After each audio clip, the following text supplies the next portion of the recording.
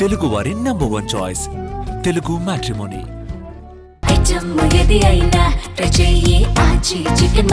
ఆచి చికెన్ మసాలా. నమస్తే. ప్రస్తుతం కొన్ని ఆసక్తికరమైన విషయాలు ఆంధ్రప్రదేశ్ రాష్ట్రంలో చోటు చేసుకున్నాయి. అందులో మొట్టమొదటిది ఏంటి అంటే వైసీపీ ఎమ్మెల్సీ మరియు ఎంపీ అయినటువంటి ఓ ప్రక్కన అనంతబాబు, అలాగే ఎంపీ అవినాష్ రెడ్డి ఇద్దరు కూడా 2 మర్డర్లకు సంబంధించిన అంశాల్లో ఉన్నారు, ఆఫ్కోర్స్ నిందితులుగా. సో దీనికి సంబంధించి అవినాష్ రెడ్డి తాజాగా ప్రెస్ మీట్ పెట్టడం, అలాగే ఎమ్మెల్సీ అనంతబాబు భార్య లక్ష్మీదుర్గ పోలీసు విచారణకు హాజరు కావటం. సో అక్కడ విచారణలో ఏం జరిగింది, ఇక్కడ అవినాష్ రెడ్డి చెప్పిన ప్రెస్ మీట్లో వాస్తవాలు ఏంటి అనే అంశాలు ఒకటి.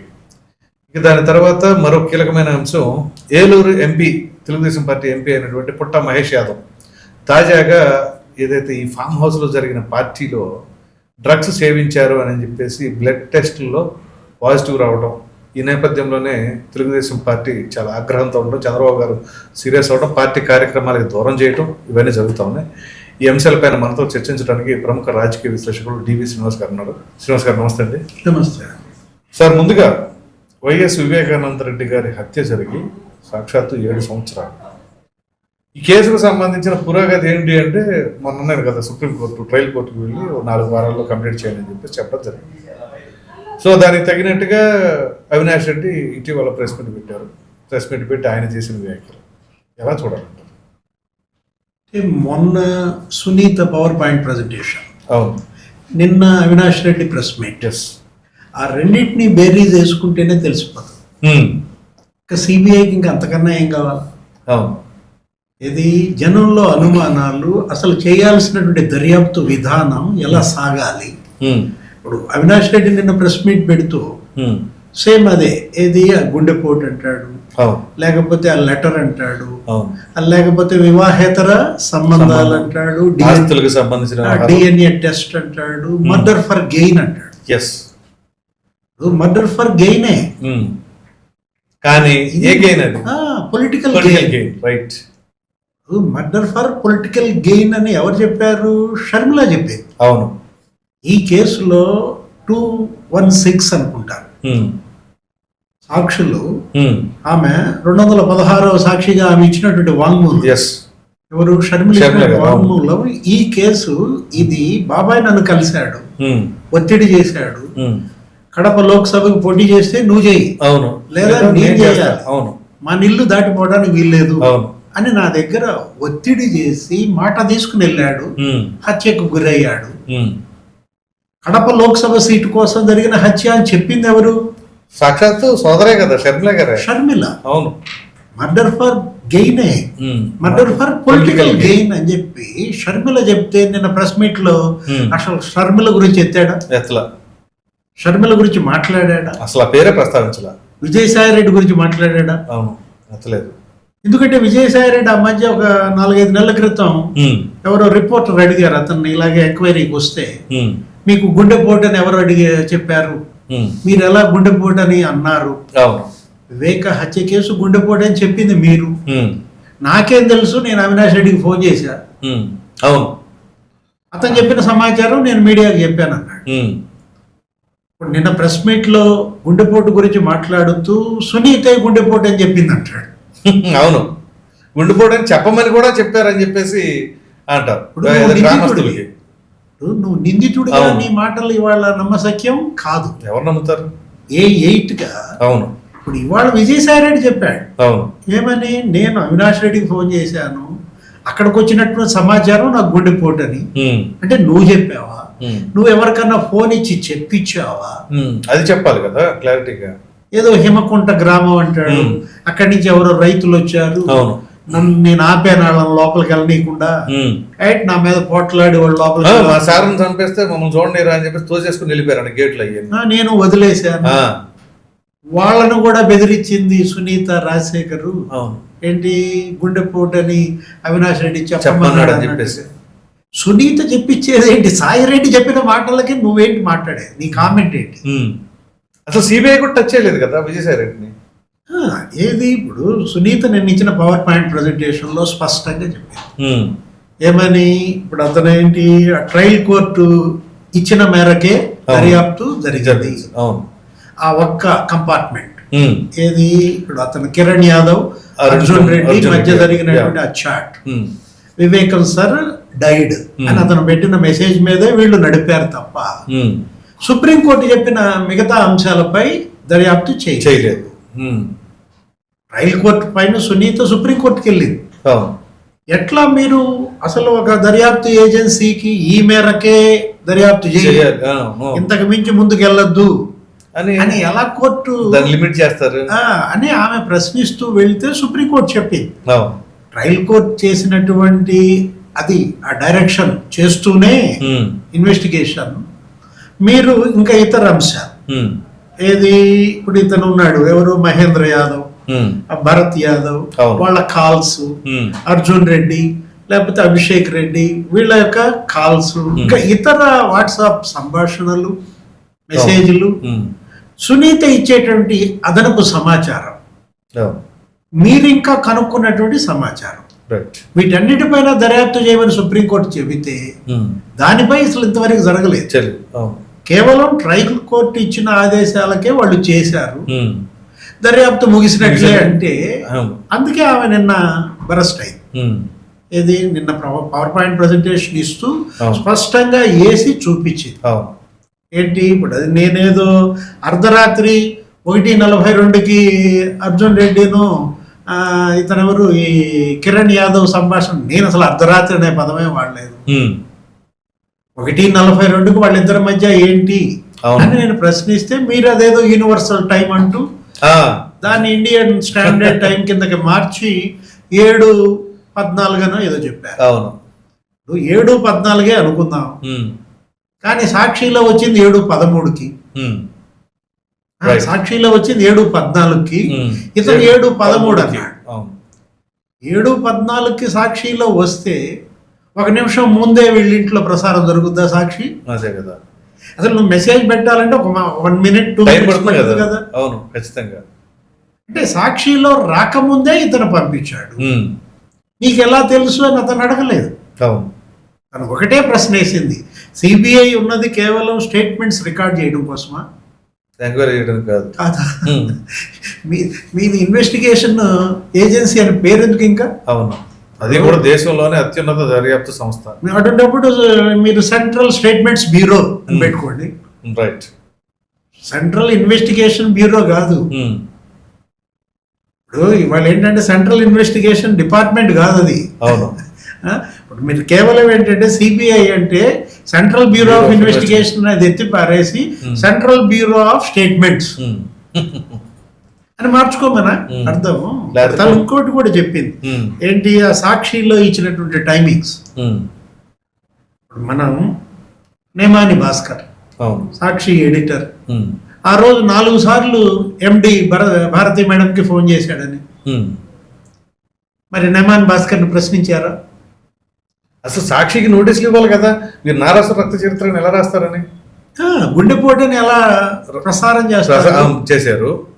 ఇప్పుడు ఒకటి భారతి మేడం డైరెక్షన్ మేరకే సాక్షి ప్రసారాలు గుండెపోటుగా కానీ, అతను ఎవరు ఆ కడప రిపోర్టర్ కూడా 10ంటికి స్క్రీన్ మీదకి వచ్చి శ్రీనివాస్ ఏమన్నాడు, ఇది హత్య అన్నట్లుగా ప్రచారం సాగుతోంది అన్నాడు.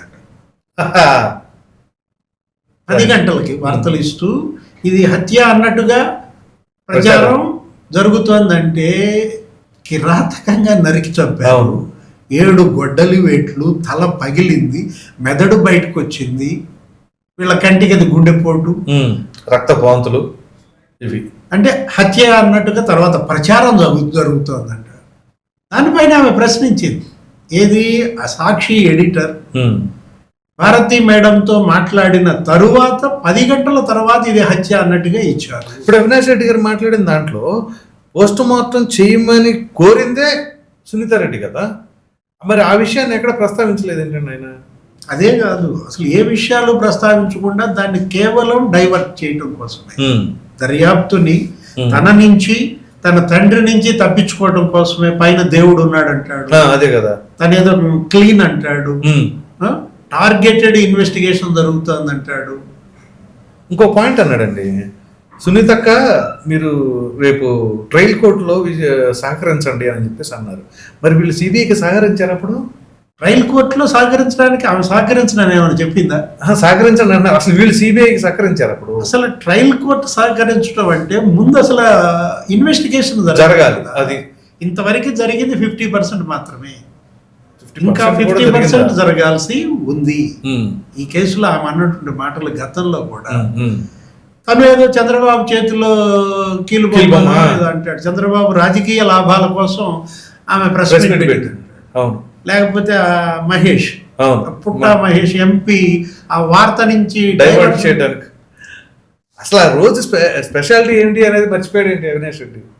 అది వాళ్ళ నాన్న చనిపోయిన రోజు. అవును, చనిపోయిన రోజు కాదు, హత్య చేయబడిన రోజు 15వ తారీఖు. అవును, మార్చి 15. లాస్ట్ ఇయర్ వచ్చింది. అవును, బిఫోర్ లాస్ట్ ఇయర్ వచ్చింది.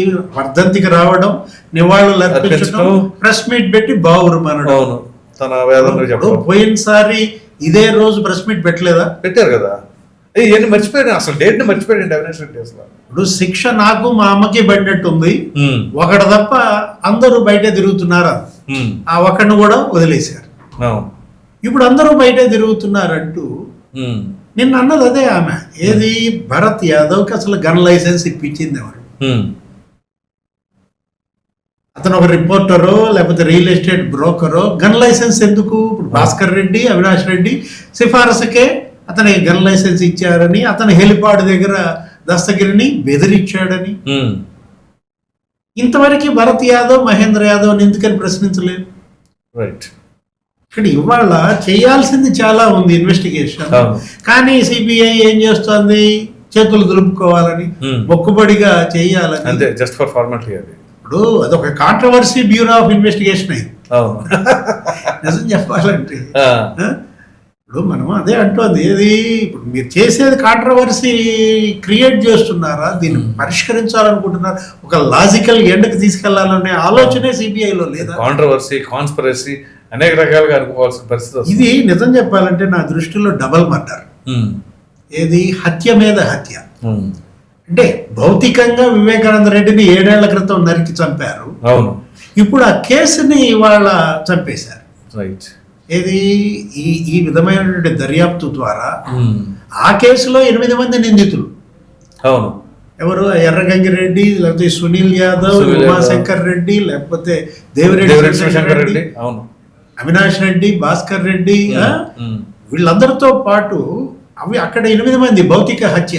ఇక్కడికి వచ్చేసరికి ఇదేంటిది? కేసును చంపిన కేసు, హత్య కేసును చంపినటువంటి ఈ కేసుల్లో ఎవరు నిందితులు? నాకు తెలిసి నిందితులుగా A1 CBI, A2 trial court, A3 supreme court. అసలు ఏంటి? న్యాయస్థానాలే దోషులుగా ఇవాళ జన కోర్టులో ఇవాళ చర్చ. ప్రజా కోర్టులో న్యాయస్థానాల తీర్పులపై చర్చ. ప్రజా కోర్టులో దర్యాప్తు ఏజెన్సీ యొక్క ఈ దర్యాప్తు ప్రక్రియ పైన చర్చ. మనం ఇవాళ తీసుకోవాల్సింది అదే ఏంటి?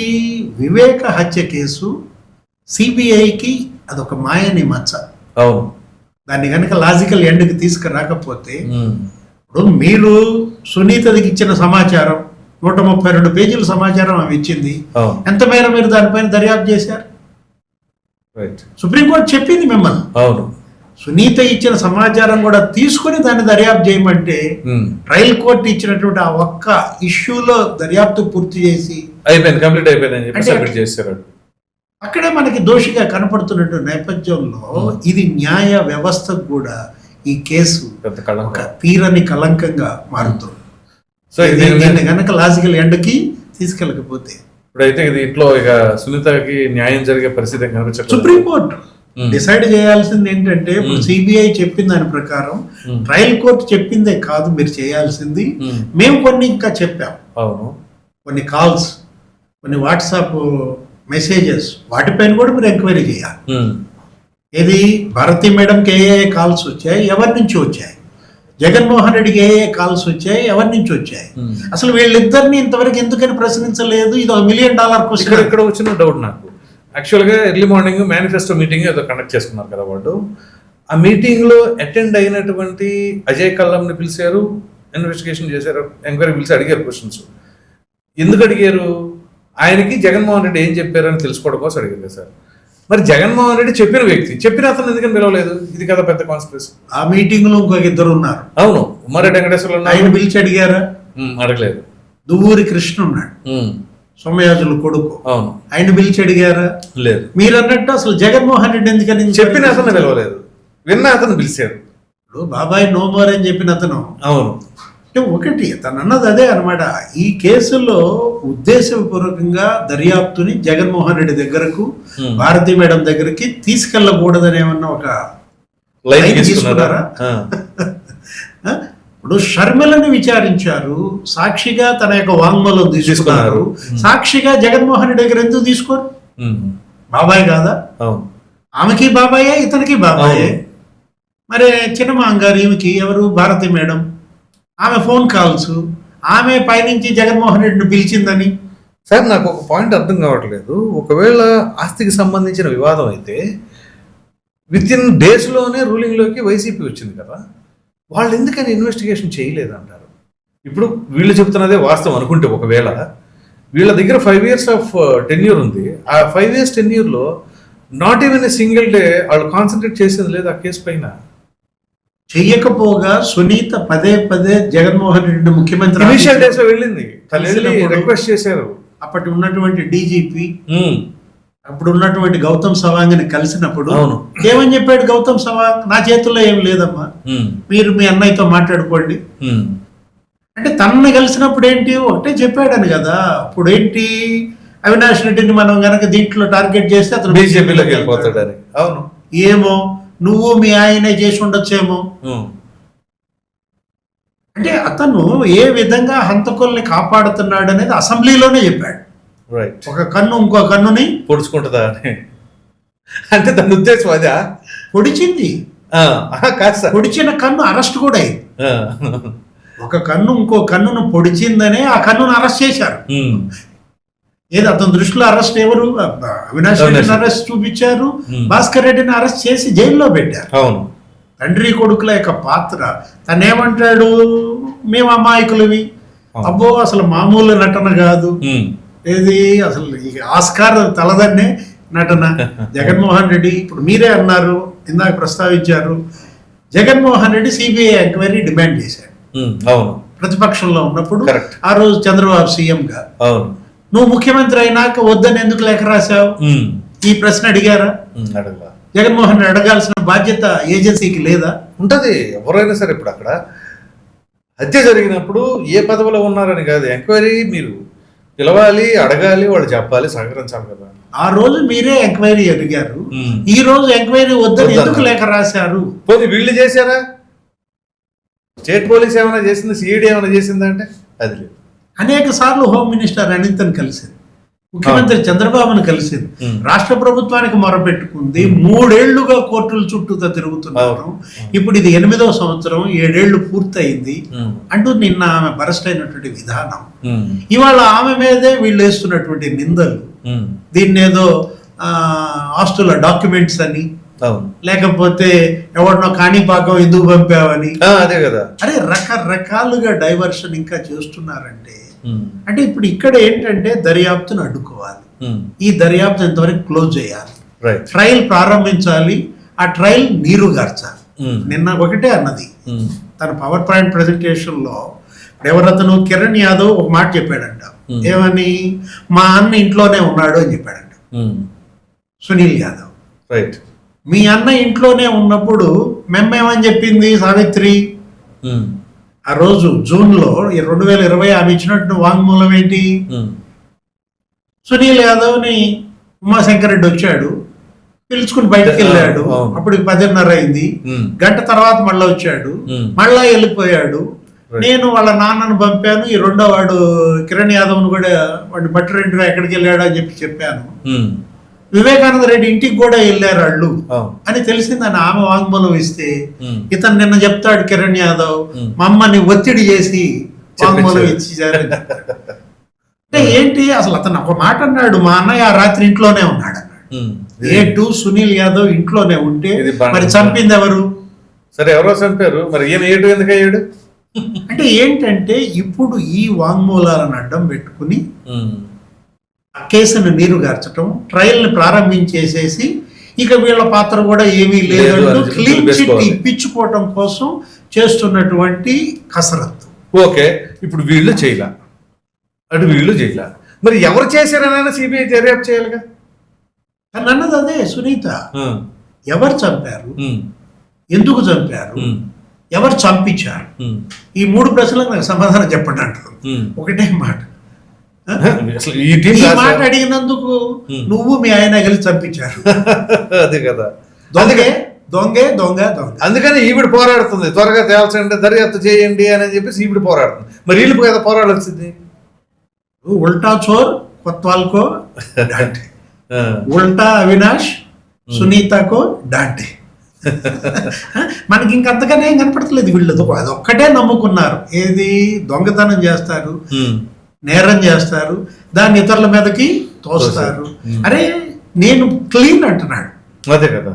Mister clean. Um, Rajiv Gandhi అనేవాళ్ళు అప్పట్లో మిస్టర్ క్లీన్ అని చెప్పుకునేవాడు ఆయన. ఓకే. అట్లా ఇతను మిస్టర్ బ్లడ్. ఉమ్, మిస్టర్ క్లీన్ కాదు, మిస్టర్ బ్లడ్ అన్నమాట. ఓ, మాస్టర్ బ్లడ్, లేకపోతే ఇక ఫాదర్ బ్లడ్ అతను. అరే తండ్రి కొడుకులు రాజకీయ ఆధిపత్యం కోసం జరిగినటువంటి హత్యని ఏ విధంగా ఫుట్బాల్ ఆడుతున్నారు. ఈ హత్య ఎట్లా ఉంటే ఇక ఆ హత్య సంగతి. ఉమ్, అదే కదా. ఇప్పుడు ఇటు ఎమ్మెల్సీ అనంతబాబు డ్రైవర్ సుబ్రహ్మణ్యం హత్య కేసు, ఆ లక్ష్మీదుర్గ, మళ్ళీ ఇక్కడ మళ్ళీ కాంట్రవర్సీ. ఈవిడ వివిఐపి లాగా ఆ కారును లోపల దాకా తీసుకెళ్ళి మళ్ళీ ఎవరికి తెలియకుండా చాలా బ్రహ్మాండంగా లోపల దించడం. ఈవిడేమో అప్రాక్సిమేట్లీ 30 క్వశ్చన్లు ఏమో అడిగారట. ఇంకా విచిత్రమైన విషయం ఏంటి అంటే తన భర్త ఫోన్ నెంబర్ కూడా తెలియదట. ఏం చెప్పాలట? మీ ఫోన్ నంబర్ ఏది, మీ ఫోన్ నంబర్ అనేది అది నాకే నాది తెలియదు. కాదు, అసలు నాకే వేరే వాళ్ళది నంబర్ లేదు. అవును, ప్రతి దానికి తెలియదు, గుర్తులేదు, గుర్తులేదు. మర్చిపోయా. అంటే మీరుండే అపార్ట్మెంట్స్ ఏది, తెలియదు. మీరుండే ఫ్లాట్ నంబర్ ఎంత లేదు. తెలియదు. లాస్ట్ 15 days మీరు ఎక్కడున్నారు తెలియదు. తెలియదు. అంటే ఇప్పుడు సీసీ ఫుటేజ్లు పట్టించాయి. అవును, ఆ రోజు ఇతను పుట్టినరోజు అని అవును. అనంతబాబు ఇది 2020 మే 19 ఏదో అనుకుంటాను. 2022 మే 19. కరెక్ట్ గా ఆ రోజు జరిగినటువంటి కిరాతక హత్య. ఉమ్, 20,000 ఎంత ఇవ్వాలంట. అతను ఏదో 50,000 తీసుకున్నాడు, 30,000 రిటర్న్ చేశాడు, 20,000 రావాలి. దానికోసం ఏదో జరిగిందని అంట. ఉమ్, అదే డబ్బు కోసం అయితే 2 లక్షలు ఎందుకు ఇస్తాడు అవును కదా. మాఫీ చేయమని? ఆ, డోర్ డెలివరీ చేసి డెడ్ బాడీని. ఇది డబ్బుల కోసం జరిగిన హత్య కాదు, అవును. అంతకు మించి ఇంకేదో ఉంది సంథింగ్. ఏది ఇవాళ అతను సుబ్రహ్మణ్యం, మనం అంటోంది అదే, ఆ డ్రైవర్ సుబ్రహ్మణ్యం. అతను ఆ రోజు ఎవరు ఆ పుట్టినరోజు నాడు శంకర్ టవర్స్ ఫ్లాట్ నెంబర్ 401 రాత్రి 10 గంటలకు ఆమె సెలబ్రేషన్లో నుంచి కిందకు వచ్చేసేసి సలార్లోకి వెళ్ళి ఆ వాచ్మన్ని కర్ర ఏదైనా ఉంటే ఇవ్వు, లేకపోతే ఏదైనా రాడ్ ఉంటే ఇవ్వు అని అంటే ఏంటి? వాళ్ళే చెప్పారు కదా, వాచ్మెన్ ఇచ్చినటువంటి వాంగ్మూలం కానీ లేకపోతే అక్కడ ఉన్నటువంటి సీసీ ఫుటేజ్ కానీ, ఇద్దరు కలిసి I-20 కారులో అదేదో గెస్ట్ హౌస్ దగ్గరికి అతను రమ్మని పిలిపించారని, వీళ్ళు వెళ్ళారని, ఆ చీకటి ప్రదేశంలో జరిగినటువంటి హత్య. వీళ్ళిద్దరే కాదు, ఇంకా అనేక మంది అందులో ఉన్నారు. అది పెద్ద బాడీ, అతను హెవీ పర్సనాలిటీ. ఎవరు? సుబ్రహ్మణ్యం. ఇతను పిట్టలాగా ఉంటాడు అనంతబాబు. వీళ్ళిద్దరూ అయితే అది చంపే సీను లేదు. అట్లాంటిది చంపి మళ్ళా వెనక్కి తీసుకొచ్చి అదే కారులో డిక్కీలో అతను పెట్టుకుని వీళ్ళ ఎదురు అపార్ట్మెంట్కి వెళ్ళి మళ్ళా ఈ అపార్ట్మెంట్కి వచ్చి ఏదో ఈశ్వర్ ధరణి అపార్ట్మెంట్, ఈ శంకర్ టవర్స్, అక్కడ ఉన్నటువంటి సీసీ ఫుటేజ్లే 4 సార్లు వీళ్ళు దుస్తులు మార్చి అటు ఇటు తిరగటం, తర్వాత తీసుకుపోయి వాళ్ళ తల్లిదండ్రులకు అది హ్యాండ్ ఓవర్ చేయడం. అసలు ఆ కేసులో ఒక 4 పోలీస్ ఆఫీసర్లను సస్పెండ్ చేశారు. హైకోర్టు కూడా ఫైర్ అయ్యి, ఏది ఫోరెన్సిక్ సైన్స్ ల్యాబ్ రిపోర్ట్ ఎందుకని మీరు జత చేయలేదు చార్జ్ షీట్ తో పాటు, ఎవరా పోలీస్ అసలు అని ఫైర్ అయితే అప్పుడు ఆ డిఎస్పీని, ఆ ఇన్స్పెక్టర్ని, ఆ సబ్ ఇన్స్పెక్టర్ని సస్పెండ్ చేశారు. నేను మనం అడుగుతోంది అది. అక్కడ ఎస్పీ ఎవరు? రవీంద్రనాథ్ బాబు. అతను ఏమన్నాడు? మీరన్న రాసమర్యాదలు అతను కూడా చేశాడంట. ఆ రోజు ప్రెస్ మీట్ లో చంపింది అనంతబాబే అని అంటూ అతనే ఒప్పుకున్నాడని చెప్తూ నిందితుడు అనంతబాబు గారు అన్నాడంట. ఒకసారి కాదు, నిందితుడు అనంతబాబు గారు అంటే. ఇప్పుడు ఆ రవీంద్రనాథ్ బాబు ఎస్పీపై తీసుకున్నటువంటి చర్యలు ఏంటి? అతను ఏమని చెప్పాడు ఆ రోజు? ఏదో డ్రైన్ దగ్గర ఘర్షణ ఏదో జరిగితే ఇతను తోస్తే ఫెన్స్ కి తగిలి అది ఐరన్ రాడ్ ఏదో సంథింగ్ తగిలి తలకి. మరి ఆ డ్రెస్ కి అయినటువంటి ఆ ఇసుక, ఆ ఎరుపు ఇసుక ఎక్కడి నుంచి వచ్చింది? డ్రైన్ లో ఉందా? అదే కదా. అంటే ఒకటి, అప్పుడు ఉన్నటువంటి ఐజీ పాల్రాజ్ ఆయన మీద తీసుకున్న చర్యలు ఏంటి? అంటే చిన్నవాళ్ళనే బలి పెడతారా పోలీసుల్లో? అప్పటి ఎస్పీ రవీంద్రనాథ్ మీద కానీ ఐజీ పాల్రాజ్ మీద కానీ ఎటువంటి చర్య? సరే, ఈ కేసులో కనీసం 4 సస్పెండ్ చేశారు. వివేక హత్య కేసులో పోలీస్ అధికారులు శంకరయ్య, సిఐ శంకరయ్య ప్రమోషన్ వచ్చిందిగా. అతను అసలు ముఖ్యమంత్రి మీద కేసు వేసాడు మొన్న. అవును, వేసాడు. ఆ తర్వాత డిస్మిస్ అంటే ఒక్క శంకరయ్య మీద చర్యలతో సరిపెడతారా? 2 కిరాతక హత్యలే. అవును. డ్రైవర్ సుబ్రహ్మణ్యం హత్య కేసులో 4 పోలీస్ అధికారులను సస్పెండ్ చేయమని హైకోర్టు ఆదేశిస్తే, ఆ రోజు వివేక హత్య కేసు అసలు ఈ రకంగా అనేక నాటకాలు ఆడారే. గుండెపోటు అన్నారు, కట్లు కట్టారు, లేకపోతే అసలు పూలు చల్లారు, దాన్ని గుండెపోటుగా చూపించేసేసి అసలు ఖననం చేయాలని ఫిక్స్ చేసుకున్నారు వాళ్ళు. అప్పటి ఎస్పీ, అప్పటి డిఎస్పీ ఏం చేస్తున్నారు వీళ్ళు? అసలు వాళ్ళ మీద చర్యలయ్యి. ఎవరప్పుడు ఉన్నటువంటి ఎస్పీ, ఆ రోజు ఉన్నటువంటి రాయలసీమ ఐజీ ఏమైనా చర్యలు తీసుకున్నారా? లేదు. అంటే కిరాతక హత్య వివేకానంద రెడ్డి వట్టి శంకరయ్య సస్పెన్షన్ తో సరే పోలీస్ అధికారుల బాధ్యత లేదా? అసలు ఎంతగా ఆధారాలు అక్కడ ధ్వంసం చేశారు, రక్తం తుడిచేశారు. అసలు అది ఒక కిరాతకంగా నరికి చంపిన దాన్ని గుండెపోటుగా చిత్రించారు. ఇక్కడ విచిత్రం ఏంటంటే, ఈ లక్ష్మీ దుర్గా కేసుకు వచ్చేసరికండి, మీరు ఆ రోజు నైట్ ఎక్కడ ఉన్నారు అంటే, తన తమ్ముడికి హెల్త్ బాగోలేదు అని చెప్పేసి హాస్పిటల్ వెళ్ళాను నేను అని చెప్పేసి అన్నారు. ఆ తర్వాత సీసీటీవీ ఫుటేజ్ చెక్ చేస్తే తను అసలు వచ్చినట్లుగా ఏమి లేదు అని చెప్పేసి పోలీసులు చెప్తారు. అన్నీ ఏది అక్కడ భానుగుడి సెంటర్లో సీసీ ఫుటేజ్, మీరు చెప్పినటువంటి హాస్పిటల్ అమృత హాస్పిటల్ ఏది ఆ సీసీ ఫుటేజ్, మొత్తం ఆంజనేయ స్వామి టెంపుల్ దగ్గర సీసీ ఫుటేజ్, అక్కడ గెస్ట్ హౌస్ ఎక్కడైతే హత్య జరిగిందో వీళ్ళ అపార్ట్మెంట్స్ దగ్గర శంకర్ టవర్స్ కానీ అప్పుడు ఆ ధరణి ఈశ్వరి ఆ అపార్ట్మెంట్స్ కానీ మొత్తం సీసీ ఫుటేజీలు ఒక 64 ఫుటేజీలు సేకరిస్తే అస్పష్టంగా ఉన్నాయి. ముఖాలు స్పష్టత లేనివి, క్లారిటీ లేనివి, డాజిలింగ్ గా ఉన్నవి ఒక 18 పంపారట. అవును, క్లియర్ గా ఉన్నది అక్కడ కూడా లేదు అందులో. ఫోరెన్సిక్ సైన్స్ కి ల్యాబ్ కి రిపోర్ట్ కి ఆ వచ్చిన నివేదిక కూడా ఛార్జ్ షీట్ తో పాటు జప్తు చేయలేదు. అందుకు హైకోర్టు ఫైర్ అయి పోలీస్ అధికారులపై ఏం చర్యలు తీసుకున్నారని ప్రశ్నిస్తే అప్పుడు ఈ ప్రభుత్వం మేలుకొని ఈ 4 సస్పెండ్ చేసిన పరిస్థితి. ఇప్పుడు నేరం చేసి ఆ నేరాన్ని దాచిపెట్టడం, అది కూడా నేరమే కదా, ఆధారాలని ధ్వంసం చేయటం, పోలీసుల కళ్ళు గప్పటం, అనేక తప్పులు, అనేక నేరాలు, నేరం మీద నేరం చేశారు. ఇవాళ ఈ కేసులు, ఇవాళ న్యాయ వ్యవస్థ ఉన్నటువంటి ఆ లొసుగులు, చట్టాల్లో ఉన్న లొసుగులను ఆధారంగా చేసుకుని డబ్బున్నాడు ఇలా తప్పించుకోగలుగుతున్నాడు, ధైర్యంగా తిరగలుగుతున్నాడు. వాళ్లే సొంత మీడియాలు పెట్టుకుంటున్నారు, సొంత ఛానల్స్ లో తమకు అనుకూలంగా అడిగిన ముత్యాలవని పరిచయం చేసుకుంటున్నారు. ఇక్కడ ఇవాళ ప్రజలు కూడా వీటన్నిటిపై ఇవాళ చర్చిస్తున్నారు.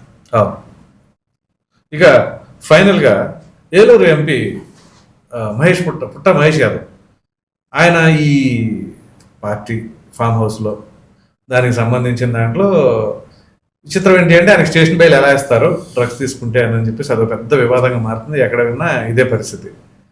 సో అసలు అక్కడ మీటింగు ఒక దాని గురించి జరిగింది, బిజినెస్ డీల్ గురించి అని చెప్పేసి కొన్ని స్పెక్యులేషన్స్ వస్తాయి. అందులో ఎంతవరకు వాస్తవం అంటారు? అవి 2 కేసులు. ఒకటి డ్రగ్స్ తీసుకున్న కేసు, దీంట్లో బెయిల్ ఇవ్వటం అనేది ఏంటి, అది కనుక ఫస్ట్ టైం హ్యాబిచువల్ అఫెండర్ అనుకోండి, అప్పుడే 4-5 సార్లు 2-3 సార్లు పట్టుబడితే బెయిల్ రాదు. అదే మొదటిసారి అయితే అది దొరికింది కూడా కొద్ది మొత్తం అని కనుక చూపితే బెయిల్ వస్తుంది. ఇచ్చారు. సరే, వీళ్ళకి బెయిల్ ఎందుకు రాలేదు అంటే వీళ్ళది ఫైరింగ్ కేసు, గన్ ఫైర్ చేశారు. ఈ ముగ్గురి పైన. అలాంటి పరిస్థితుల్లో వాళ్ళకి బెయిల్ రాలేదు. దాన్ని ఏదో చిలవలు పలవలు చేసి చూపించడం కాదు కదా. ఇప్పుడు అదేంటి ఆ కేసు అసలు దుబాయ్ పంచాయతీ అంటున్నారు. అదే కదా, దుబాయ్ ఆస్తులు వాటికి సంబంధించినట్టు లావాదేవీలు, పక్కన ఇరాన్ వార్ జరుగుతూ ఉంది. ఇప్పుడు pilot Rohit Reddy farm house, దానికి ఉన్న చరిత్ర మనకు తెలుసు. అవునవును, ఆ ఎమ్మెల్యేల కొనుగోలు హిస్టరీ కూడా అక్కడే కదా. అది ఫామ్ హౌస్ కాదు, అది ట్రాప్ హౌస్. అవును, హనీ ట్రాప్ హౌస్ లాగా డ్రగ్స్ ట్రాప్ హౌస్. ఇప్పుడు మహేష్ అతను ఇరుక్కున్నాడా, ఇరికించారా? ఇది గతంలో కూడా మనం చూసాం. ఆయన యొక్క నమూనాలు తీసుకున్నప్పుడు అనేక వచ్చాయి. అందులో ఏంటి, ఆయన అంత ముందే తీసుకున్నట్టుగా కూడా అలవాటు ఉన్నట్టుగా కూడా తెలిసినటువంటి పరిస్థితుల్లో కొకైన్ లేదు అంటే అర్థం ఏంటి, మహేష్ ఇక్కడ ఆ కొకైన్ ఉన్నది తీసుకోలేదనేది తెలుస్తాం. ఏదైనా అది స్వయంకృత అపరాధం. కరెక్ట్. దానికి ఆ పార్టీ కూడా ఏదో అడిగింది సంశాయిషి. 5 రోజుల్లో ఇప్పుడు 2-3 రోజులు అయినట్టుంది. ఇంకో 2 రోజుల్లో అతను ఇచ్చేటువంటి వివరణ ప్రకారం చర్యలు ఉంటాయి. రోహిత్ రెడ్డి పైన కూడా ఇవాళ నోటీసు వచ్చినట్టు. బీఆర్ఎస్ మరి అటు తెలుగుదేశం చంద్రబాబుతో సీరియస్ గా ఉన్నప్పుడు మనం వదిలేస్తే కుదరదు అనుకున్నారు. ఏదో వాళ్ళు కూడా రోహిత్ రెడ్డికి నోటీస్ పంపారు. ఇక్కడ మనం ఏంటి, దుబాయ్ లో ఒక సినీ నిర్మాత ఎవరో mysterious death, Kedar right, Gam Gam Ganesha cinema పేరు. గమ్ గమ్ గణేష ఆ సినిమా ప్రొడ్యూసర్ అనుకుంటా. అతను గతంలో ఇక్కడ హైటెక్స్ లో ఏది మన గచ్చిబౌలి అక్కడ ఏదో రాడిసన్ బ్లూ దాంట్లో కూడా పట్టుబడ్డారు. మీకు గుర్తుండే ఉంటుంది, బిఫోర్ లాస్ట్ ఇయర్, కరెక్ట్ గా 2024 ఫిబ్రవరి, లాస్ట్ వీక్ ఇప్పుడు ఫిబ్రవరి 25-26 అనుకుంటా. అప్పట్లో 11 మంది ప్రముఖులు పట్టుబట్టారు డ్రగ్స్.